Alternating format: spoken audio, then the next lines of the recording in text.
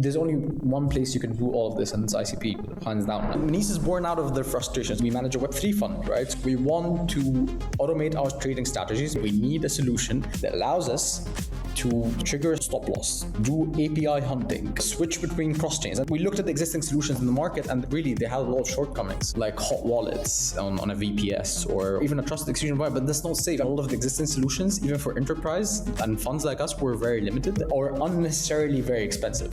With our own ICP native language, you can send a transaction, accept it in another chain. When you're using Menese, when you're sending a transaction to Solana, you're sending it from a Motoko backend that sends it directly to the smart contract in Solana and accepts it, right? No bridges, all native. Nothing, man. As you build it and you send it, zero other party dependency. It takes 3 prompts in Caffeine and you get a multi-chain wallet. You can spin up a pool, you can spin up a launchpad. It's in Caffeine. Yeah. In 3 prompts, they were able to get 15 wallets in different chains. They were able to receive Solana and they were able to send Solana inside the Caffeine platform in draft mode. Our team trained around 600 engineers. You remember the World Computer Hacker League? We had it actually in collaboration with the government. The Egyptian government was the only partner, globally government partner for this hackathon. We're the only Web3 partner, technical partner that they have. What's up, everyone? Welcome back to the CloudCast. Today I sit down with Kareem from the Mercatura Forum and Menese Protocol. Mercatura Forum is the largest Web3 venture fund in the MENA region with 65 in-house engineers. They're also the founders of the ICP Hub Egypt and the Menese Protocol, officially headquartered in Dubai and Cairo. These guys have their hands in everything from multi-chain infrastructure on ICP to AI and robotics, hardware wallets, controlling cameras and other hardware with blockchain, film and creative endeavors, and much, much more. They've trained over 600 Motoko developers through the hub, and they are the exclusive technical Web3 partner of the Egyptian government. They've built a multi-chain execution layer that lets you trade and automate trading on 50 plus blockchains, all from ICP with 0 centralized bridges or third-party dependencies. If you like ICP content like this, please like the video and subscribe to the channel. This is a volunteer, unpaid, unsponsored channel. I'm doing this because I'm obsessed with ICP and I love the community. So your likes and follows go a long way. With that said, let's get into it. All right, everyone, welcome back to the CloudCast. Today we have Kareem from ICP Hub Egypt and the Menese Protocol. The Menese Protocol is unlocking unprecedented multi-chain functionality on the internet computer, and they're also doing much more than that. So thanks for being on the podcast with me, Kareem. Oh, thank you, Chris. Honestly, I'm a big fan. Very happy to be here. Much appreciated. Likewise. Yeah, I've been following the Hub's account since I got into ICP and also Menese Protocol, and you guys have been shipping like crazy. So I'm really excited to kind of dive into your products and everything you guys have been doing and working on. But I honestly don't know much about the backstory regarding Menese, how Menese was founded, Mercatura, and how the hub, ICP Hub Egypt, was founded. So I'd love to hear how you got here. I'll give you some background story. So I used to work in digital asset space, more or less academically. So I used to be an international lawyer and economist, and I do have engineering background. I've gotten into ICP since the beginning. I was living in Geneva back then, and it was very popular during its rise when it was first launched. So I've been following up on it avidly. I worked a little bit with the World Economic Forum, so I published a lot of stuff for them on digital assets, functional equivalency, how to make paper assets equal to digital, and that involved a lot of looking up into other chains, like what blockchains are there, what DLT is there. And I stumbled upon ICP, right? 3 years ago, I moved back to Egypt, and when I did, my own family house, a lot of friends' family houses, and a couple of banks here and one bank abroad wanted to put investments in Web3, right? So nurture the industry in terms of technical capacity, more or less, not like memes or anything like that. So we started off with a venture capital fund, or that turned into a venture studio, with the focus of developing tech on Web3 technology. And ICP obviously has been our primary focus on that front because we wanted to pick the most suitable option that you can have everything inside of it. So like you can do that with ICP. So you can have front end, you can have storage, you can have HTTP outcalls, you can have timers in the smart contract. It's a wholesome blockchain, right? It offers everything.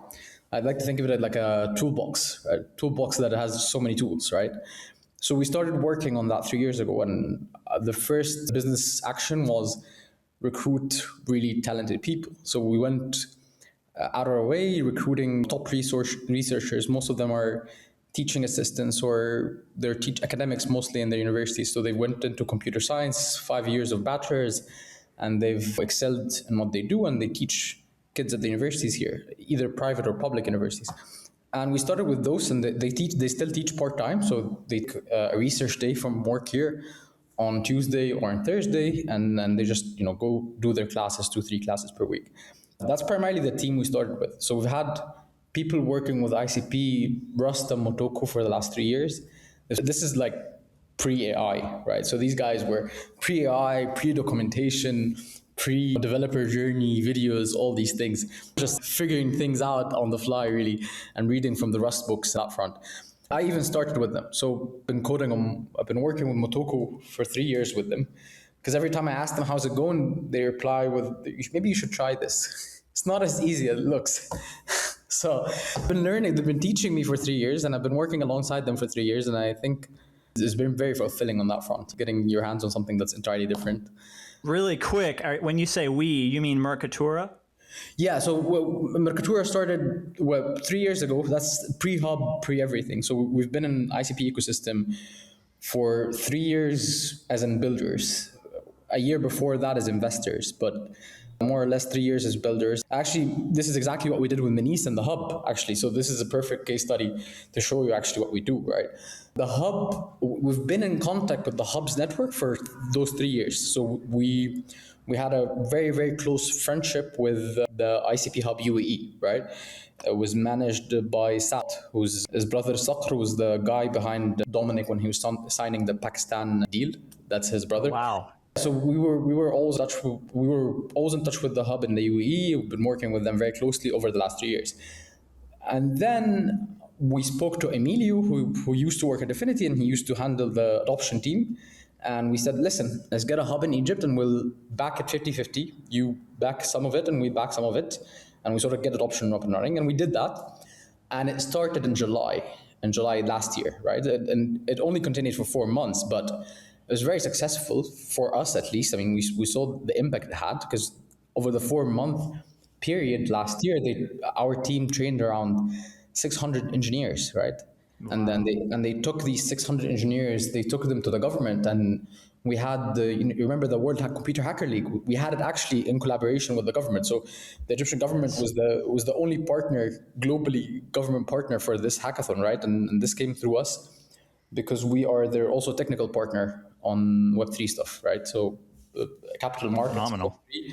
We're the only Web3 technical partner that they have, or technical as in engineering side, and technical as in what's the best practices in regulatory wise, right? So that's also part of what we do. And is that the FRA? Did I read that? Yeah, you probably have seen like a bunch of videos of them with the builders of ICP, and you see the regulators asking them questions about liquidity pools, and they're asking them, okay, what happens when a tokenize, like it was very, very interesting experience. We had from the hackathon, we had 2 companies that are working directly with the regulator now. They're almost done with their licenses to offer real world assets, regulated and fully compliant, right? So it's very cool, to be honest. And I think the population here is like 100+ million. Like half of them are our age, your age of mine, right? So they're all very excited about the prospect of, we can trade 24/7 stocks, and it's just peer to peer, and I can send it to you, and you can say, it's getting to them, and it's also built on ICP. So that's another exciting thing, to be honest, for us. Yeah, right. Phenomenal. Yeah. Of the 100 million people in Egypt, there's a lot of the population that are interested in Web3 and digital assets. Is that true? Yeah, so they're super interested in digital assets. The government here doesn't like meme and non-regulated stuff, so we're trying very hard to get regulation up and running here. And we did that actually 3 years ago. So we've been working with them over the last 3 years to do that, and we did it. So there's actually like blockchain. It's the only English word that is in the law, and it's like under quotations. And that was as a result of a lot of work that we've done with them on that front. And since then, we've been building up that relationship, because it's not just enough to have a word on record for it, right? That's essentially it. But Menese is actually a Dubai-based company. So we registered Menese as in the DFC, which is the it's a free zone in Dubai for tax purposes. So it's registered there as an infrastructure company. So and again, so Menese and the Hub are primarily two of our investments, right? So we have a bunch of others. I showed you earlier, we have a team working on hardware wallets, right? So this is another investment that we're making. It's not out yet, but I can share with you some scoop on it now. So they're working on using the execution infrastructure that Menese developed to spin up their own hardware company that deals in hardware wallets, which is super cool. Wow. They got early funding from us in January, mid-January. So then we're waiting to unveil them a little bit towards mid-year, because then they would have, they would have already 3D printed the casings, and it would have looked super cool, and they've got on screens and everything. So it's a nice experiment that they're running. And this is what we do. We really like to focus or invest in new innovations in tech, things that are not done before. We don't like copy paste. So whenever someone comes with a copy paste idea, it immediately just gets shut down. And that's the purpose of the Hub. Menese is an outcome of this, and the Hub is actually one of our tools that we use to do that, because we get to filter out really good ideas from that.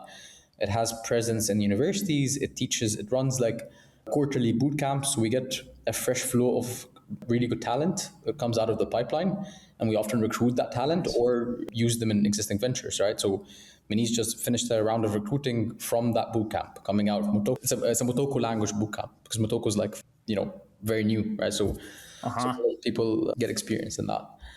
But yeah. So good. And so how big is Mercatura? How many people are working under that umbrella? So we have private equity investments. So we have investments and this is with us here in the building. So they're with us here also on top floors.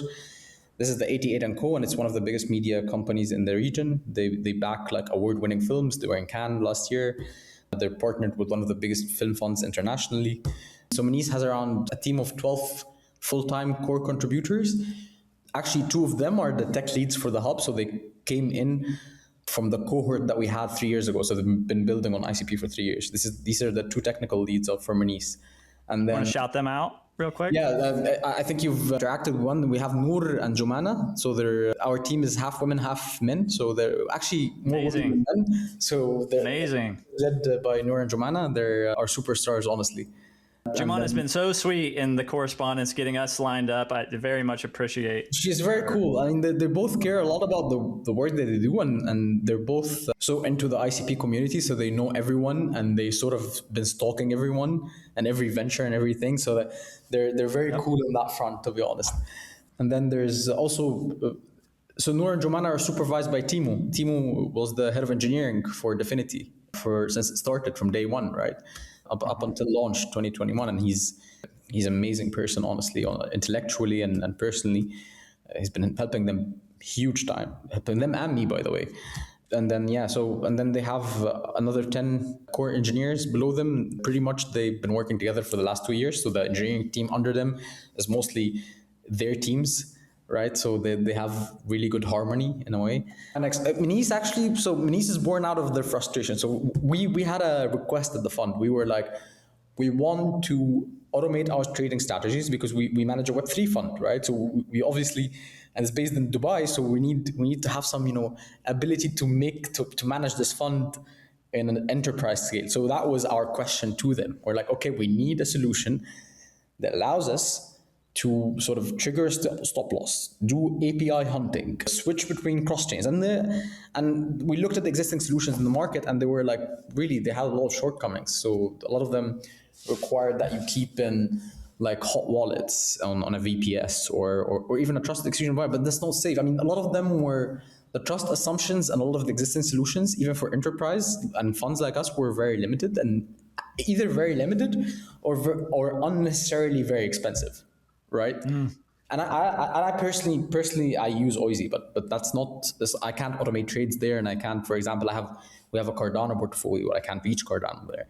We have a BTA, like we have a SUI. We're also in SUI. We can't reach SUI there. So there's like a lot of restrictions in what we can do or not. So our problem statement was like, hey, we need to fix this. We need to be able to fix this for ourselves to use it. And we came up with the idea, we looked at the cryptographic primitives of ICP and what can it allow and what kind of tools in the toolbox that, that can get us this solution, because we couldn't find it anywhere else. Hence Menese. So it really started with me and Nour and Jumana just talking back and forth on how to integrate SUI and how to put Cardano into ICP, because ICP offers like a trustless way. We don't have to trust hardware. We don't have to trust people, but we can, have it on the blockchain. So it's the biggest security element that we cared about at the time. And then we can automate it. So for example, if something happens like the 10th of October Black Swan event, right? We wouldn't wake up being terrified, because if you're holding a lot of money, you want to keep it with your custody and you don't want to leave it in exchange where something happens. But then also if you leave it with you, then you can't automate it. So you can't like do a stop loss at night, right? So that was very annoying to us, and we solved it, right? So actually, we've been using the software for our fund management operations for the last 2 months, actually, even before we released it to the public. So good. Yeah.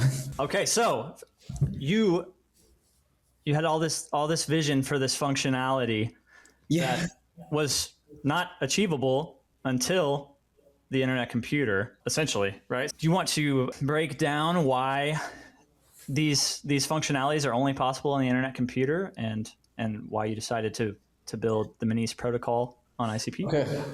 Okay, so they're only possible in ICP so you can have the signing primitive, so you can sign for other chains using normal multi-party computation, but that is just not trusted, because it's not a blockchain. It's just a bunch of people running servers together generating your keys.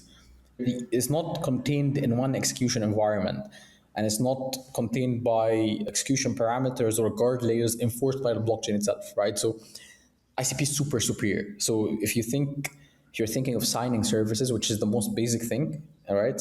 In order to get this, you have to have signing, and in order to have it in a trustless manner, the best option below ICP is like MBC networks, like IKEA, HotDAO, all these guys, right? Is it just like a centralized bridge? Is that a clean way to explain that? Because I'm super non-technical. So many people listening will be too. It's like when I say like my key is like 10 words, you keep a word, Chris, and I keep a word, and we use it on our laptop, right? Not an enterprise data center, or not like an enterprise industrial machine. So I keep a share, you keep a share. Our shares are distributed between these guys, like these, our friends. And whenever each of us needs to sign, we call out all these machines, right? This is what MBC is. This is what HotDAO is. This is what IKEA is. All these guys are doing the same thing, pretty much. Okay. With ICP, they invented this technology, by the way. Like they came up with this entire this approach of shared computation. It's what ICP is, but it's locked in blockchain logic, right? And it's locked between so many subnets with a chain key going back to them. So the execution rails are guarded, right? So you cannot act, right? So you can collapse signing and execution, right? So you cannot sign because the execution is not there, and you cannot execute because the signing is not there. So it's a very novel system. Yes. That guarantees the system operates, right? So, and this is what you need when you say finance on chain, you need something like ICP. Really, I mean, hands down. Right. Really. Unstoppable, tamper-proof. Really. Yeah, and also the HTTP outcalls. So here's the thing, like, a lot of smart contracts every other cannot reach the internet. They cannot. You can't really call their smart contract a smart contract. It's a contract. It needs someone to feed it data, like spoon feed it data, right? With ICP, you don't have that. So when for example, when we need, so you were talking enterprise again. If you're an enterprise, you really need good execution. You cannot afford for a server to go down when you're executing an order, or for you to miss a price, right? And sure, with HTTP outcalls, you're not going to miss that, right? Because you have 13 nodes doing the work for you. It's like 13 servers distributed worldwide that guarantee that your message gets out there. And they also guarantee that your price gets in there, and you can do like consensus with it. So you can take like different price inputs. So the infrastructure is solid on that front, and that was very important. So you have the HTTP outcalls, you have the signing infrastructure that's locked within an execution rail, right? It is truly there's only one place you can do all of this, and it's ICP, hands down. It's just, no one's gonna object to that statement, really. So powerful. Yeah. And so you want to give us a quick overview of everything you've shipped? And I know it's a lot. So are some of the main stuff that Menese has shipped thus far? We have so many cool things that are done, but we haven't shipped yet. So I can even give you some scoops on what's coming in the next 10 days. So please. What we wanted to do initially was to have, how chain fusion works in ICP is that you have this chain fusion canister. It's a canister that is able to sign in other chains. And it's only restricted to Ethereum and Bitcoin, right? And in order to access it, you access it with cycles. So it needs someone who's very proficient in ICP, like a proper developer to have it, to use it, right? And this was, and it was also a little bit expensive over using the ICP service itself. Like the blockchain gives you the tools. This canister sort of shapes the math of the tools to give you the output that you need, right? And that kind of stuff. Sign transactions natively on Bitcoin and Ethereum. So this is the multi-chain canister. It's called the Chain Fusion Signer. It's written in Rust on GitHub. But we found it to be not that user friendly, so we decided to make our own. And we wanted to make it with Motoko, not Rust, because Motoko is the language of ICP, and we're super into it. So we figured, okay, let's develop it in Motoko. And that's what we did. So we rewrote that canister, but not just for Ethereum and Bitcoin.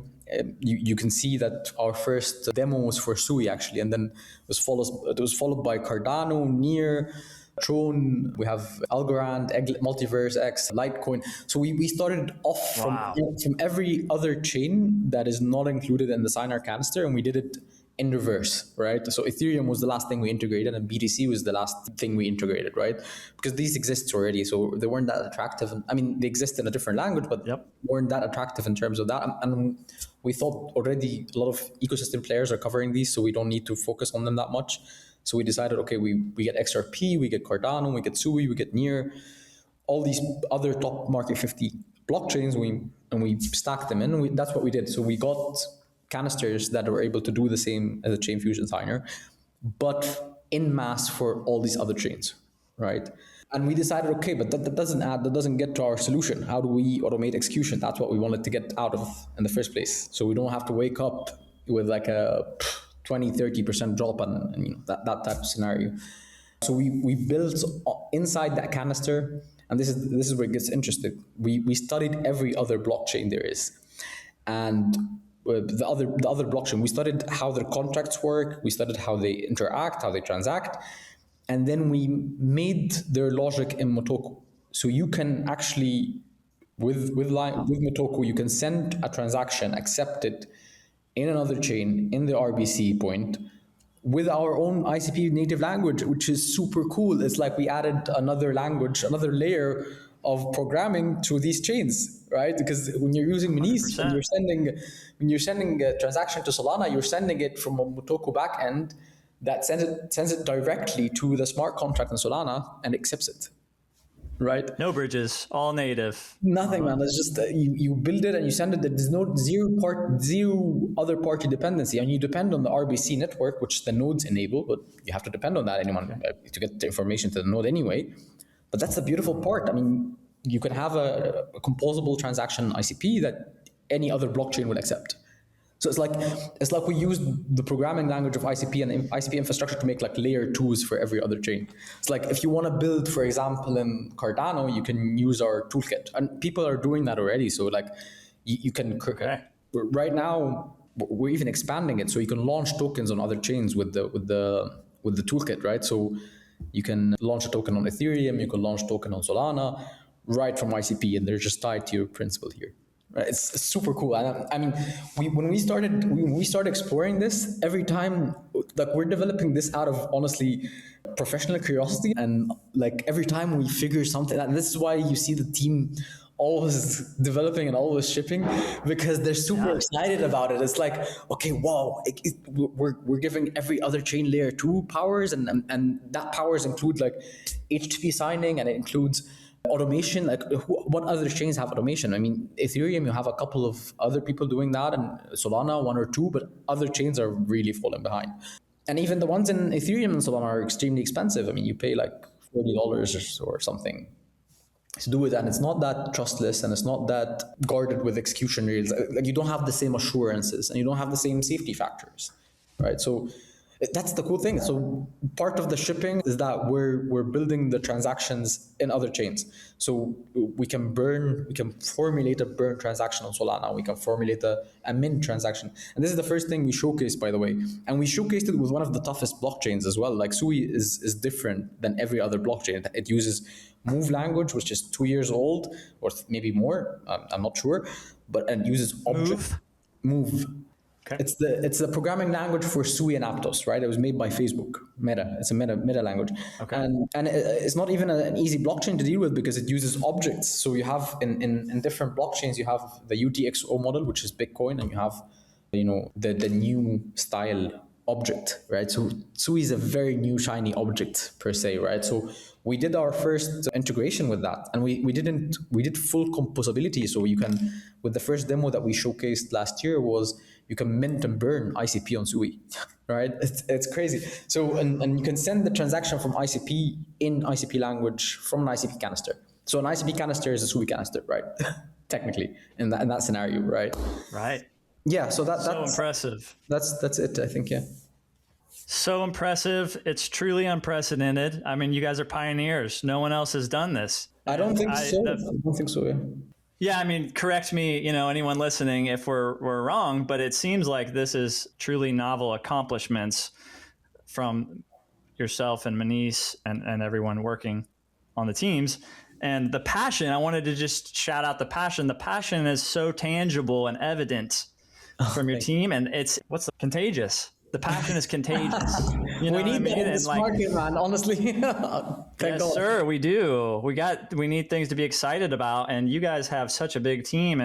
And yeah, Jumana in our DM, she's like, the team's working 24/7. Like every time I talk to her, 24/7 trying to ship. And then like next week, it's like, you already shipped that last week and you're on to the next product. And it's because she's the one pushing them all the time. Like, okay, we got to get this done by tomorrow. We're staying late until we get She's a cord. Yeah, man, okay. She leads half the technical team. So she's their boss, really. I mean, technically, yeah. Uh-huh.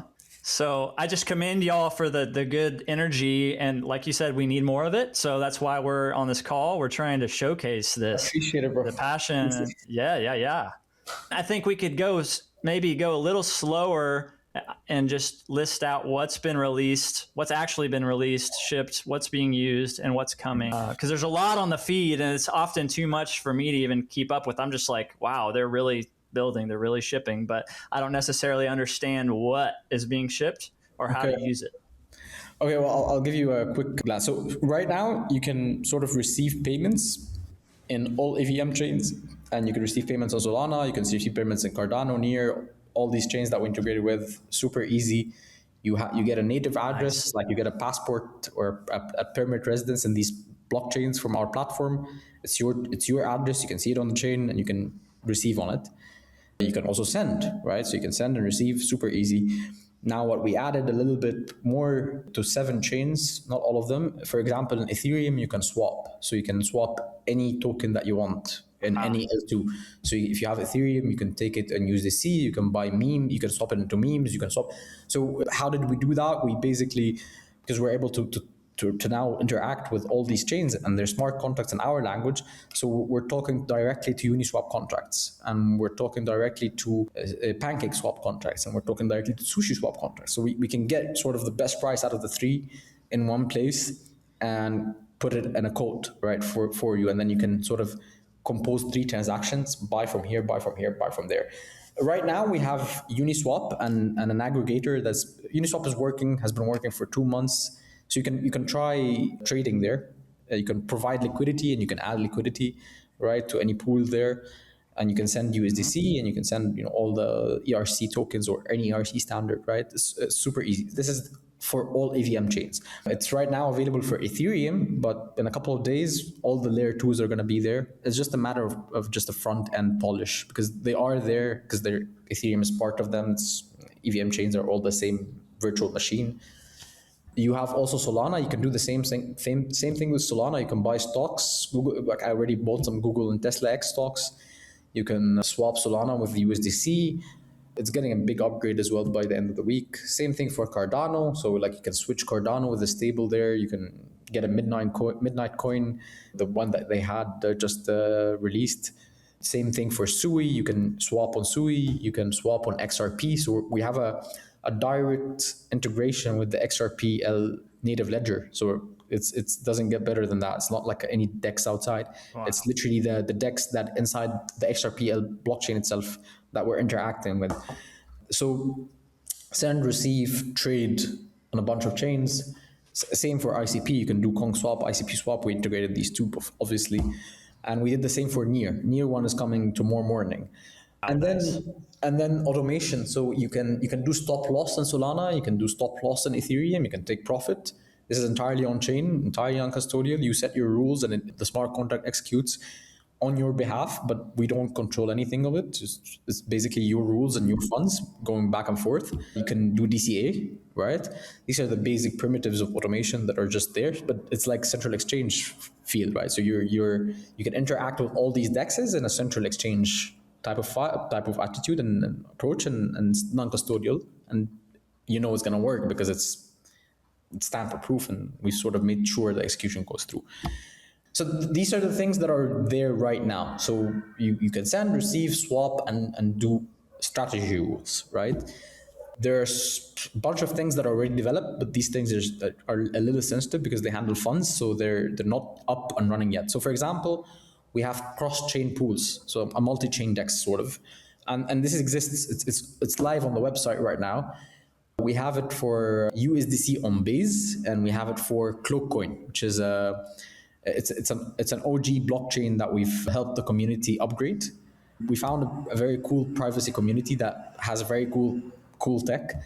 They were part of the ICP community, nice. A lot of them, and they asked us if we can upgrade the blockchain that they have. It's actually a very nice blockchain. They reached like an $85 million market cap like 3-4 years ago. So they're very developed and they have nodes all over, but they need help with development. So we did this pro bono, and we developed it, and we gave them a web wallet. So it's a privacy chain, and we give it a web wallet through ICP.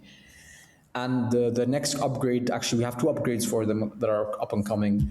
One is the liquidity pools. So you can send, for example, if you want to do privacy transactions, you can sort of put your funds in that pool and ask the pool to send your USDC on Base to anyone else, and it goes through the pool, the Cloak pool, and then it's like a privacy mixture kind of pool, right? So you get a privacy element out of it. Okay. We're also helping them like automatically deploy nodes, so you can because it's an old chain, so people are struggling install the nodes, and they're struggling to enable the privacy transactions. That's why they died out a little bit. So we made it super easy through ICP that you can just one-click deploy in a trusted execution environment, bare metal virtual machine, right? And you can delegate its use to the canister, so other people can use your machine through the canister to send private transactions, right? So again, it's one of the few things that haven't been done before, and we're sort of exploring, because it will open up huge things for us in the terms of like real world asset space, right? If you can deploy from ICP and control machines, it's a very good use case, to be honest. Beautiful use case, and what a brilliant opportunity to capitalize on to do that pro bono, because how many other chains are out there like Cloak that would love to have similar upgraded functionality? A lot, actually. So we've been in discussion with a couple of protocols that, for example, they need automation, they need a multi-chain solutions, so they want to hold their token and other tokens. I mean, there's a lot of people like us when we had this problem 6-7 months ago of I want to hold all my assets in one place, and I want to be able to transact on these assets non-custodially. So there's a lot of protocols, DEXs. So the DEX competition, even in the Solana ecosystem stuff, and you can imagine, for example, Jupiter has automation, but not other DEXs, right? So we can really offer this service to other DEXs so they can compete. Same for Cardano, so the automation primitive is very, very useful to everyone in every ecosystem, right? And it's a super safe alternative, right? Because it's tamper proof, it's HTTP outcalls, it's not going to go down. It's a very elegant way of doing things if you're doing finance, to be honest. That's right. So yeah, anyone who adopts one of these solutions, they're inheriting all the beautiful properties of ICP that other chains don't have, right? And so it might be wise for us to we may be redundant at this point, but I think it's good to iterate what those properties are for people that are maxis of other chains that don't know anything about ICP. So like if I'm an Ethereum maxi, why would I want to use Menese instead of the existing tools on Ethereum for trading automation? I mean, you have to look at the other tools. I mean, the other tools are not that safe. I mean, where do they keep your keys? Do you have a single point of failure? What kind of approach do they take? With ICP, no one can see your key ever, right? It's shared between all these nodes, and it's never assembled in one place. So, and even, okay, so if you're using a hardware wallet, and I've used the hardware wallet before, and it really scares me if I'm holding a hardware wallet, because I'm someone who forgets a lot of things. I forget my phone, I forget my car keys, and I have dogs in the house that can buy things, and so the hardware wallet element is like, okay, I have a single point of failure, my heart hurts. I'm so worried about where this thing is. Anxious, yeah. Yeah, exactly. So I gotta get rid of that anxiety. So I mean, with the signing primitives, it's a no-brainer. I mean, you have a choice of 40 sovereign industrial grade servers that are trusted execution environments that can hold your assets for you. So, I mean, you don't have to worry. I mean, this is like a lot of people with natural disasters, that we've had a lot of people, for example, in the LA fires that have lost, have locked their hardware into walls and had to go into fiery houses to just take their money out, right? It's crazy. So, I mean, if you think about it, safety-wise, you better use ICP, to be honest, on that signing primitive. And not some other MVC, by the way, because with ICP, the logic and the execution and the ability to protect that key is entirely different. We're talking two different levels, right? This is a blockchain that produces a signature, and this is a setup of guys that are sharing machines and like, okay, let me give you the signature. It's an entirely different approach, right? So here's the thing. If you're on Ethereum, you don't just want to automate. You want to automate. And let's face it, I mean, no maxi ever holds one coin.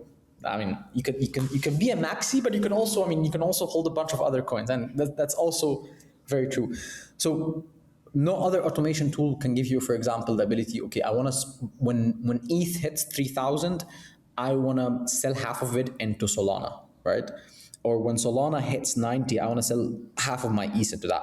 I mean, that's not even possible in other automation places, honestly. And if you want to do, I want to ETH into ICP, or I want to ETH into BTC or Cardano or Nour or any other chain. I mean, this is where the freedom is. If you're holding capital, you don't want to be constrained, right? And this is part. For example, we have right now, we've also built on Circle's infrastructure. So we have direct connection to all the Circle contracts that handle USDC traffic. And these are not bridges, they don't hold assets, they just burn a mint, right? So they're burning and minting machines. So with our SDK and with our infrastructure, you can move USDC in every chain that has a USDC contract. So that's one simple way of doing things. And this is like a creative way of doing this. This is not even liquidity pools or cross-chain pools or swap desks or anything. You're just talking to other contracts in a network, and it takes time. And maybe if you want to jump 4 or 5 chains, yeah, it will take like 15 minutes, sure. You can do that, or you can do a pool and pay 0.3%. It depends, right? If you want to do this for free, or if you want to do this with a liquidity provider fee, right? So we're giving people all these options. But actually, I want to, and the bridge actually, the CCTP, it's not a bridge, but the CCTP communications network, the Circle contract communication network, is actually live with USDC in Solana and ETH. And we've hooked it up into Uniswap and Radium, so you can, for example, do ETH Sol swap through USDC. So it sells ETH, gets USDC, talks to Circle gives you USDC on Solana, and then you have another transaction that buys it in Radium, right? So you can have that whole transaction as one, even if you want that, or you can do a liquidity pool on the platform. So it's up to you, really. And the cool thing, though, I think, is that you can have that infrastructure, at the same speed that we're offering it at Menese. That's I think that this is the most, I think, fascinating thing that even exceeds what we've built, because we've built this with the idea of we want to enable everyone else to use it with the same speed and the same quality that we're using it, right? So the website that we have, I mean, yeah, it has great functionality, it works, but it is for users to use. But the very cool thing that I'm personally looking forward to is that you can, with we released a software development kit. So anyone with some AI assisted tool, even Caffeine. So with Caffeine, we actually gave a demo video on how to do it. It takes 3 prompts in Caffeine, and you get a multi-chain wallet. In the next SDK, you can have your own pool. You can spin up a pool. You can spin up a launchpad. You can. So it's in Caffeine. Yeah, man. Like the videos. Really... The videos in X. So with Caffeine, the team tried 3 prompts. In 3 prompts, they were able to get 15 wallets in different chains. They were able to receive Solana, and they were able to send Solana inside the Caffeine platform in draft mode. This is in draft mode. This is not even like, published website or anything. And the video is up there on X. You can see it, and you can see the picture below with the transaction success. It's easily reproducible. So it takes like 3 prompts. Phenomenal. Yeah, we will tag the link to that demo. So I mean, that's part of it. But I mean, imagine this: with Caffeine, you can have a liquidity pool for multi-chain. You can have a launchpad. You can have launch tokens, right? You can actually launch tokens on Solana, and you can launch tokens on Ethereum, and you can launch tokens, Plutus tokens on Cardano, right? So it's crazy. And with virtually zero technical experience using Caffeine, you can do this with zero natural technical language. experience, and you would be tapping directly into our infrastructure. It's like you're having a front end on our back end, so you get the same speed on execution. So remember when I was telling you, like, how it works now is it's a little bit very complicated. So you have to do an inter-canister call to a signing canister, and then take the signing from it. This is the original implementation, which is not really super friendly. But with this, you can have the canister built right on top of the signing canister. So you get super fast speeds, like faster than anything that exists now, right? So that's the idea. How fast? I can show you a live demo, but the latest upgrade in Ethereum. So we're pushing now the production version. So we're upgrading our everything. We're officially launching in April, 1st of April, before the 1st of April. So no April's Fools drama otherwise. But you can do Ethereum sends in Ethereum layer 1 on mainnet takes less than 10 seconds. It takes 7 seconds maybe, that on average. If you're doing it on Base, it takes maybe, 5 seconds, 6 seconds. Doing a swap on Ethereum, it takes less than 15 seconds. I mean, you have to measure this also. So if you're doing this with Uniswap on their own front end, it would take you 3-4 seconds, but you would have to go through different accept signature. And you have to go like open the pop-up, and pop-up comes in and accept gas price, accept transaction, confirm. So on average, if you do it on the actual DEX, it takes you maybe 15 to 20 seconds, 25 seconds. We're below that range slightly, even at the swap phase, and this is like beta version, right? So we're already competing with the existing benchmarks, right? And there's no back and forth. Sign this, check this. That annoying pop-up system that's all handled. It doesn't exist because the blockchain handles this, right? So you don't have to reconfirm and keep clicking. Like I remember manually, manually. It's like I was supposed to send a payment 3 months ago, and the guy complained a week after, and I discovered I left it on the confirmation page of gas on double confirm click. It was so annoying. Like I'm like, okay, why do I have to do this? So but you get the idea. And sometimes those pop-up, I sure do, because sometimes those pop-up windows appear in weird places. They're hidden. There's. So you're destroy the browser. They go in the side, and like, where did it go? Truly impressive, man. Wow. So okay, we dove pretty deep into the technical aspects of what you guys are working on, and I just wanted to kind of circle back to the government and enterprise alignment, which is, you guys are really distinct from most of crypto. I would say, we're used to crypto projects being like anonymous devs, like hiding out in their cave, and coming on with wearing masks and stuff. But like you guys are doing the opposite and being as public facing as possible, as compliant, regulation friendly as possible. And so you want to speak a little more to that, like how you're maximizing alignment on that front. So we kind of don't have a choice on that front because, well, with Menese specifically, so it's backed by a regulated fund. So we are a venture capital fund that we're backing Menese. So we have governance procedures that we have to follow, and we can't make investments in things that cannot be regulated, and we can't do, for example, memes. So we have to do that. Our other ventures are also whatever ventures that we have to interact with. So be it the hub or be it, for example, other things that we invested in, they also have to follow that regulatory requirement, right? And as we were saying earlier, that's part of why the ICP Hub Egypt, for example, is running things with universities and it's running events with the government. And as I was saying, the World Computer Hacker League was hosted at the capital markets headquarters, right? And was attended by the chairman of the the chairman of the regulator of the capital markets side. So a lot of these things we have to be mindful of it. And we do have regional presence, so we're not just based in one country. So we have ties to the regulatory bodies in the UAE, and we have ties to the regulatory bodies here in Egypt, and we have also good connections with the Bahrain Central Bank or the regulatory bodies there. So we're spread out in the region, and we have to do things sort of by the book because we're handling people's money, and that matters. So by extension, our ventures also have to be by the book, right? That's part of it, and it's something that we have to contend with, right?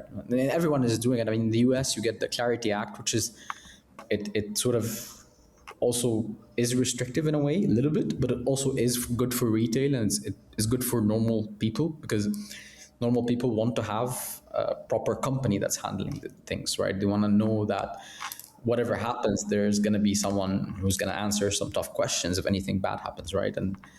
And obviously the custody issue, we don't want to handle custody because it just forces us to get a lot of unnecessary regulatory burden at the beginning.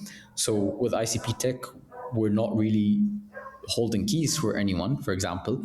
So when you have native addresses in Menese, so it's basically an infrastructure service, and it's the easiest, I would say, easiest play in terms of having to satisfy a lot of regulatory burdens, right? And this is why, for example, we want to do, for example, like the critical canisters or the critical smart contracts that we have, we want to give control of these canisters to a DAO framework. That's the SNS, where the framework is very ideal for handling these types of things. That way we can, some critical elements that we can sort of leave at the control of a general community, right? And we handle just the infrastructure part.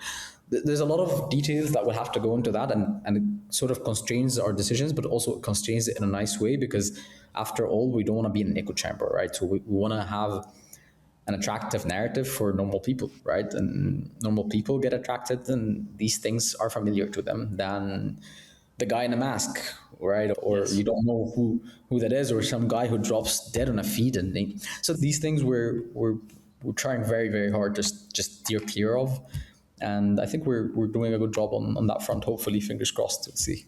Beautiful, beautiful. You certainly are, it seems. And I think that'll be a big reassurance for the audience to hear.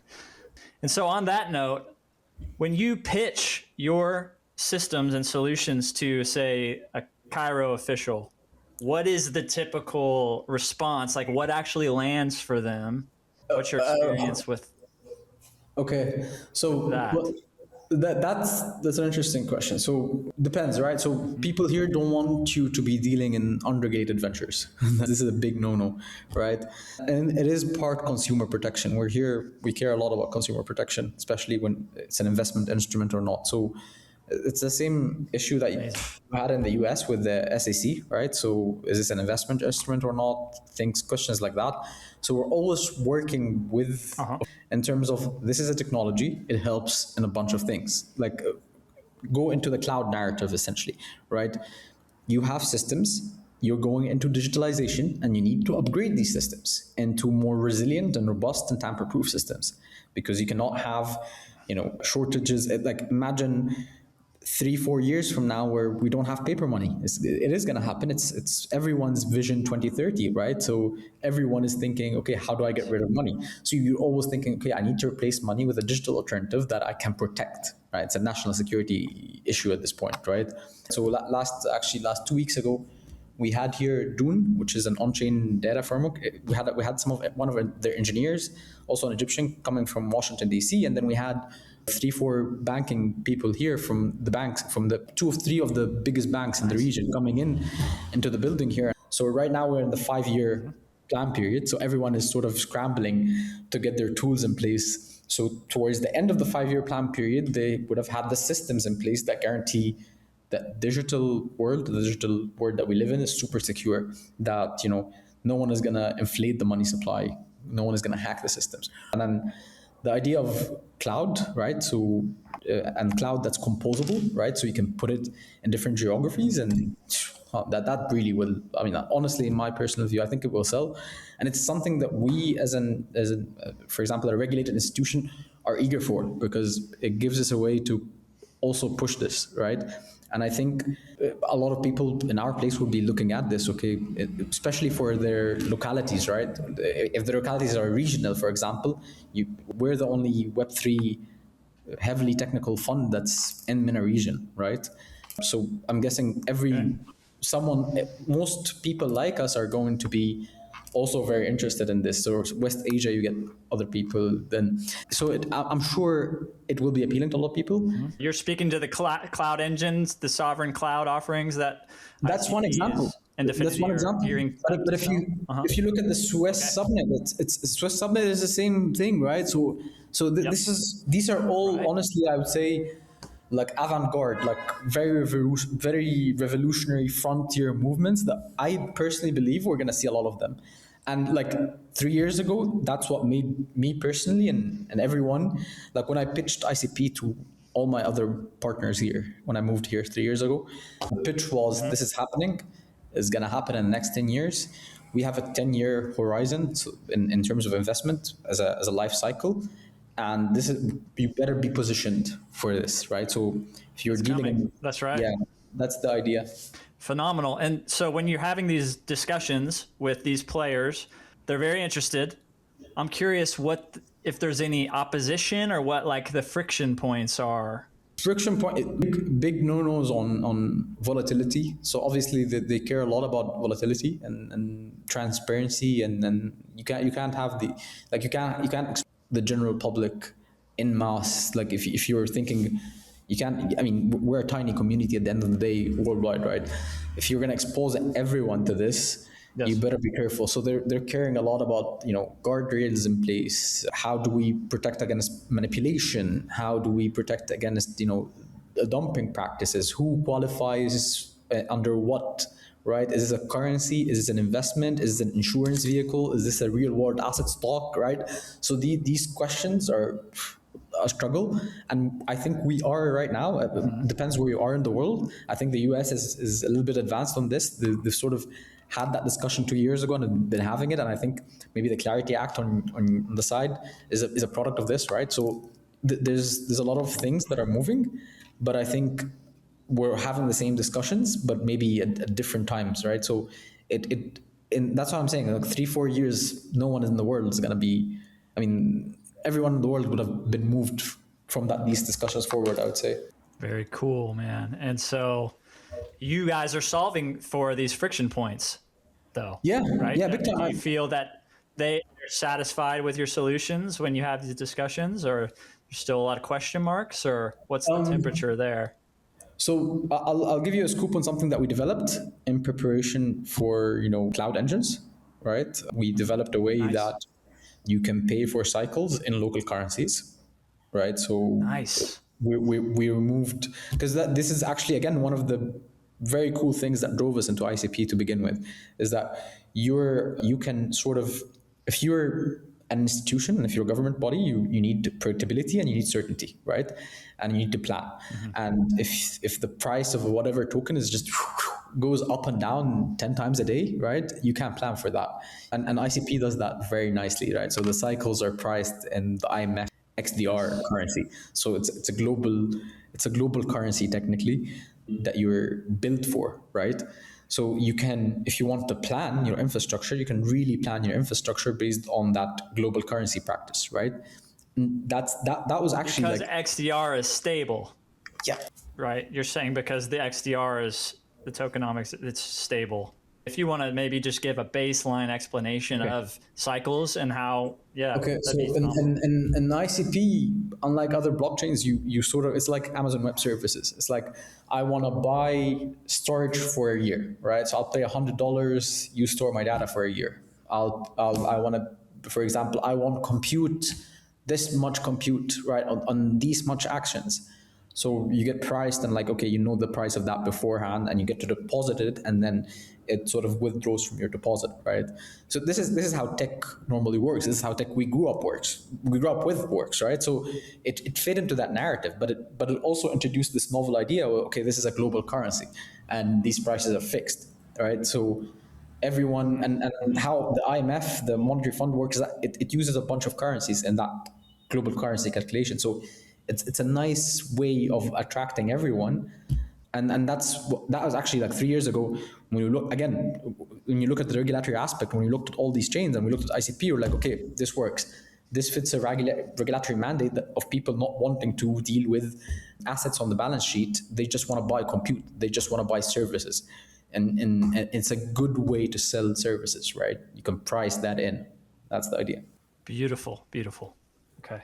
And so it seems you guys are leading the way on this front. Are there any competing organizations, foundations in the Web3 development space in Egypt? Or is it like pretty much just you guys? In Egypt, that's us. I mean, there's only, so the fund is the only one in Egypt.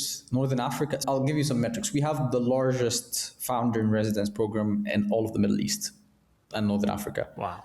That means we have like full-time engineers, top of their classes. They've been working here for 3 years plus, and they have they're responsible for their own projects. They own their own projects. One of them is Menese, another is Mercs, and another is the hardware wallet I was just telling you about.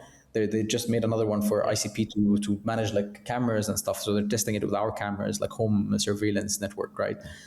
So yeah, I know. Wow, so nice. In terms of man-woman power, we're pretty much in quantity and quality. We have leading the way, but also we're the oldest ones. When we started this, there's like developer journey was just charting on ICP. People were trying to figure out what other chains are beyond Ethereum. So we had a big head start in terms of capacity building, and this is a big thing in Web3 because you struggle to find Motoko engineers who know the system, right? Or you struggle to know Rust, and Rust is a tough language, it's new, and not a lot of people use it. So that capacity building, and we sort of had a process for the capacity building. So we're always in generating new people, we're having talent come up every day, right? So that talent pipeline doesn't stop for us. And if anything, we're a talent factory, I would say. That's the idea. And it's just not in Web3. I mean, we do have like AI and robotics, right? So Menese is supported by a very incredible AI team. And these people, there's four engineers working there. They're top of their class last year. That's when we recruited them. Their specialization in university was AI. So they spent 4 years in university just studying computer science, AI specialization. So they're also part of the team. So there's that support mechanism that you get from everyone. And I think this is the core of what we're building, honestly. It's a talent factory, I would say. But we're training them to be founders. So each of them carry their own. Phenomenal. So lots of advantages. And you guys are the main aggregation point for talent in the region. That's so exciting. And yeah, let's speak to maybe you're in Egypt, but the services and products you're developing will reach far beyond Egypt. It's so Menese is in Dubai. This is again, for regulatory purposes, Menese is. Yeah, thank you for reminding me. Right. Usually I spend time. You're situated in Dubai, yes. So Menese is in DFC, and we have 5 team members in Dubai, and I usually commute between here and there every 2 weeks. And we have also an office there that fits the people working there. Yeah, nice. Yeah, because in Dubai we can service a lot of things that we can't do in Egypt. So that's rationale for Menese being in Dubai. We have another ICP company here that's working on the T-bills market, so the capitals market. This is registered here, but it depends, right? So you pick whichever jurisdiction that fits your what you want to build, really. Nice. So lots of flexibility built in per region, per use case. Very cool. So I was wondering, so like, yeah, you guys are headquartered in Egypt, but registered in Dubai, also have an office in Dubai. We have another one in all right. Bahrain. Trying to lay the map out for the audience. We have a headquarter our headquarter building is in Cairo. That's the Mercatura Forum building, and this is where ICP Hub is located. So it's in the first floor here. We have Menese Protocol, which has a couple of offices in Dubai. And we have also another office opening up in Manama, Bahrain, in the next 3-4 weeks. So I'm supposed to go open that up because Bahrain is an amazing place to have because they're super cool. I mean, they're the only country in the region that had electronic checks, right? And you see the value on that. It's super cool. So we have some use cases on that, and nice. We're trying to explore there. So we're right now in 3 locations.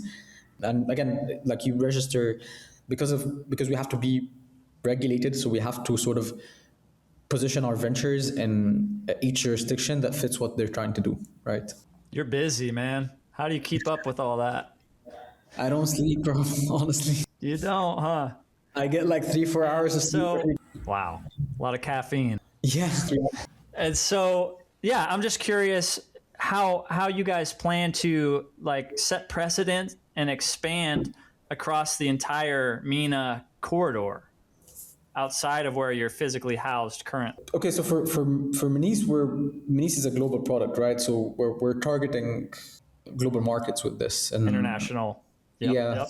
That's the idea. I mean, you'll see some videos coming in today. We have an English team member that she's doing some promotional videos for us. She's like our spokesperson on that front. So you're gonna see some English videos. You're gonna see some. I think we have some content in a bunch of other languages as well prepared. So nice. We're trying to diversify market entry again. So it's a non-custodial product. So.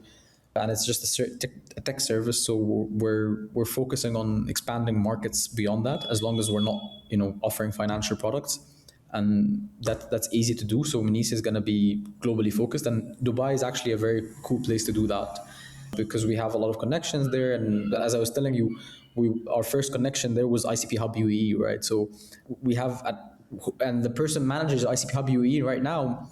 He used to manage ICP Hub UAE, manages the Polygon Hadron Founders Club, right? So there's a lot of like network and connections overlapping, and Dubai is a very nice place because like where we are in the office, there's like the M2 exchange right down the corridor, right? So there's a lot of easy connections that you can make, right? And the connections that you make are also global. So. And technically the free zone where we are is like a free zone. It's not like inside a country technically. It has its own courts. It has its own system. So it's a very exciting. I guess what I'm trying to get at is every country in the world is like realizes that this future is coming. The digital future is coming. Everyone's racing to be prepared for it. And you guys are obviously like leading the way. And I'm curious how you guys may influence the surrounding countries and regions that are maybe not as advanced currently. Like, will you guys be way showing for them? Will they follow your example, or are they all trying to do their own things independently? Very interesting thing. So we have a lot of, so the hub, when it started, a lot of contributors coming out of Saudi Arabia and Jordan, right? I think we had a couple of people come Qatar and maybe Bahrain, right? So we had a lot of sort of regional GCC presence, and I think we had a couple of Algerians last week as well visit here. So it should be really, it's a very inclusive project, and the people coming in also have ties. So yesterday we were meeting with our Saudi community members, like a Web3 association, right? So they're be one, but we're working directly with them on that. And we're giving Jordan, we have a couple of ICP community members from there that we're helping out. I mean, so we're trying already, and we already have a network, and I think it's the most, the ICP network in that regard, I think is the most advanced, by the way, because in terms of presence, like in these the geographies I'm telling you, there's zero layer one presence. In Egypt, zero, that there's only ICP. In Saudi Arabia, there's a couple, but also ICP is very prominent. So, and these are big populations with a lot of money to spend. And again, so part of it is the cloud engine idea, and why I think it's amazing, because you can sort of push other countries, right? And if you have the technical talents that we're nurturing in Saudi or Jordan, you can have the people that would push it, right? Okay, you get a cloud engine. What do you do with a cloud engine? You need technical people that will definitely just help people build. Caffeine is great, but again, you have to sell it to universities, you have to sell it to enterprises. And then what happens when you need to debug? And it's a Motoko, right? And Motoko is not, again, very well known, but luckily, guess who have been training people for it in the last 3 years? Us. So I would say it's a perfect fit, I would say. And that's why I'm super excited for it. I mean, we've left out a huge adoption marketing budget so that when it comes out, we really just want to, jump on it, because we think we can, take it to market. And think about it, we already have the portal because we have really good connections with payment service providers here in the region. So it's live. You can buy cycles with existing national currencies, and we're backing this. And our office in Dubai has like an arrangement to sort of automate this process using local currencies. It's like a very nice arrangement that we've done. And this thing is live. We already tested it. It works with a Cycles ledger, and we've connected a payment integrator with the Cycles ledger, and it just works. So we're super ready for that, I would say. And I'm looking forward to it because it helps us a lot. Like the hub had a data localization problem over the last year because the hub is consulting for, I can't say, but it's consulting 2 of the big 10 auditing and accounting firms globally, and they're based here. And it's consulting a bunch of other enterprises that are also based here, but they are bound by data localizations requirement, right? So once we have like a data localization requirements, then we can really, really just push these platforms serious on business. their faces, right? Enterprise and government wise. Man, you guys are incredibly positioned. So thank you for sharing all this stuff. Thanks for the time, man. Is there anything? It's my pleasure. No, thank you. Honestly, thank you. I really enjoy watching your episodes, to be honest. So I usually just complete them toward the Chris That means is here. so much, man. Okay, yeah, amazing. this is a labor of love for me. I'm absolutely obsessed. I'm very much I'm certainly more technical than most laymen and learning more all the time because I'm so driven to learn. But yeah, man, this is all I want to do. I just want to cover the most exciting projects in the space, and you guys are at the top of the list. So yeah, the honors mine. It's mutual, man. And thank you for tuning into my stuff. That's very encouraging. Is there anything else? Did you want to touch on? Thanks, bro. Did you want to touch on the really SNS, upcoming SNS, or anything else that you want to shout out while we're on? Like the S had, bad history. So we didn't want to do that, sort of. We wanted to go there with some revenues, proper business model, say, okay, listen, everyone, this works. We have, it made this much and it can be run efficiently, right? And that's what we're trying to do. And that's why, we've postponed it. We didn't want to go right now. And we sort of bootstrapped the whole thing. We're funding it pretty much, but we also wanted to reward the community early on. So we gave them like this low valuation, very high API for like 2 weeks. I'm like, okay, this is an airdrop, but you can farm the API pretty much, and you can go in cheap. And that way we can also have like a community built in. And I think this is also one of the coolest things. Like our team loves the fact that, they're always interacting with the community and there's always feedback. And it's one of the coolest things, I think, in Web3, that you sort of connect the builders to the community. It's super cool. Super cool. I have to tell you, like everyone is on Telegram all the time. I'm like, okay, I like that, to be honest. The best founders are the ones that are always like, okay, what's happening here? How do you fix that? And I personally do it with them. But the energy is just so palpable. Yeah. And we got to channel that. You guys are channeling that and setting such a good example for other projects to do the same, lead from the passion, lead from the excitement, lead from the real use cases. So yeah, just kudos.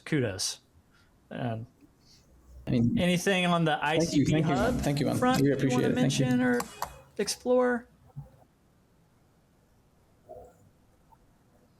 The hub is doing I would say honestly, the hub is one of the The hub is one of the very cool things that I've invested in, and it's bringing a lot of good things to ICP, I would say. I don't know if you've seen that, but we have 2 co-founders. One of them has an Oscar and a BAFTA, and another is an award-winning director. She's American, actually, so they're American and English, both of them.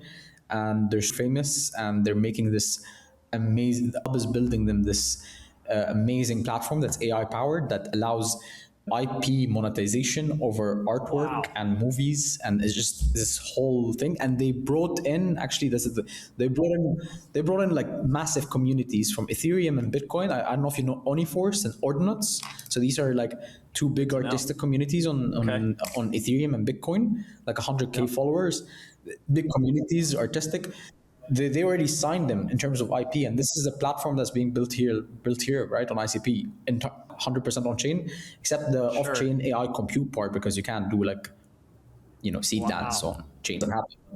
But everything else is there, even the tokens and the communities. And so yeah, the hub, honestly, I think it's one of the clever need, because it was when the hub's initiative was discontinued. We didn't think twice in backing the hub, because it was managed by brilliant people, and they had really brilliant vision on taking it forward. And like a couple of them, the leaders of the hub actually are the tech leads for Menese. Do you want to shout any of those people out? I was totally unaware of the actors you mentioned. That's so exciting. Jordan Bain, obviously, she's amazing for Film 3. So she's honestly, you should. I mean, she'll be perfect for a session with you. She's so much passionate, and I think you would really be taken by her passion. Also, Phil McKenzie, who's also her partner in Engine. And Phil is the founder. Actually, this is very interesting. So Phil is the co-founder of Motoko. Motoko is the largest Web3 streaming services platform in the world that has 80 million users. And he's also the managing partner and founder of Goldfinch International, which is the biggest UK film independent fund. They deployed over, I think, $230 million, $250 million. So they're like this type of expert operators who are doing this engine thing out of passion. Jordan used to act, actually. She used to be an American actress and a director. And you might check them out. Have seen her movies or something somewhere. That. And that warrants its own, like you said, its own session. I mean, just that project they're building for the IP. The hub is intellectual property, so focusing on intellectual property and AI co-creation with the writers and creators and directors. We've been on a while. I'm guessing I'll let you go, man. Thank you so much for the time, Kareem. It's such a pleasure to meet you, brother. And pleasure's mine, honestly. And if you're up late, and I can introduce you to the rest of the team and like a normal call, because I know they want to say hello and drop on thank yous. And maybe later, don't be a stranger. I'll be so excited. And just really quick, I just wanted to tell you about this. I have this dream, crazy dream. I like to do slacklining, highlining. Have you seen that? You know what that is? So like... Yeah. I do bouldering, so I understand. Oh, let's go. We'll have to climb. I climb too, man. And so I have this dream. I want to tour the world, and with the focus of interviewing ICP builders. But along the way, I'll use that as an excuse to highline at all the coolest spots. So I want to come to Egypt, highline there. And it's funny because this guy, right around the time we started coordinating to get on the podcast, this Egyptian highliner followed me on Instagram. I'll send you his link and I'll put it on the screen in the edit. But this guy in Egypt, he's like, his profile says he's the first Egyptian highliner ever. And I just thought it was wild that he followed me exactly at the time I'm talking to you. So you mentioned an event coming up in the summer. If we can make it work and I could come out there, I would love to get coordinated with this. Muhammad is his name. This first Egyptian highliner. We'll have to send me his link. I'll send you his link. I'll sort it out. Man. And then I would love to just interview you guys in person and showcase everything you're building as much as possible. That would be the main objective. And then we'll have some fun along the side. We'll go climbing, bouldering. That'd be you're 100% invited. That'd be a dream come true, man. 100%. We'd love to invite you, and we'd love to have you. It's called Cairo Blockchain Week, and last year we got 12 layer ones. Wow. It's often visited by executives from layer ones, and we do closed government meetings, and we do tech innovations for the public and panels and stuff like that. So I would love to have you as a guest, obviously as my own personal gift and a guest there, and then I know the team will 100% take you all around Egypt when you come here, to be honest. I couldn't be more excited. So thanks again for the time, Kareem, and good luck with everything. We'll definitely have to do another session soon for everything else that's coming down the pipeline. But hopefully, man. Thank you so much for having me. Have a great day, man. Likewise, Kareem. Take care, bro. I'll see you later. Peace.